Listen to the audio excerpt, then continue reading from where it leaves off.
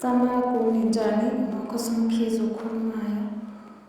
Ngifuna ukukhuluma ngephupho noma isibonakaliso mawubona umlilo. Mawubona umlilo sho ukuthi konakele emsamo, abantu abadala badiniwe. Isikhathi esiningi badinwa kakhulu ngokuthi khona izinto ekade bekutshela zona ngamaphupho noma ngezibonakaliso, kodwa wena ungayilaleli, ungazenzi. Lokho bese kukwenzela ulaka wena, bese impilo yakho iyahliphika, iyahlaphaka, uphendukelwa abantu, ujikelwa abantu, izinto zakho zonke zimosheke.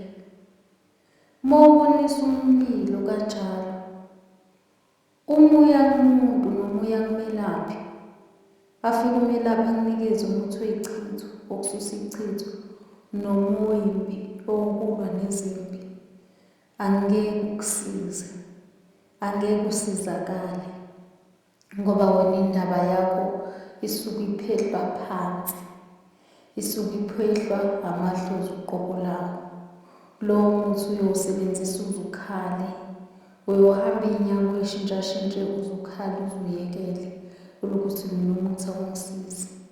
Indaba yingoba ubone umlilo, lokho kuqonda ukuthi iy'nyanya zakho ezidikibele noma ezikulethela lolu laka, kukhona lokho okufanele unake wena. Camagu, ngiyabonga.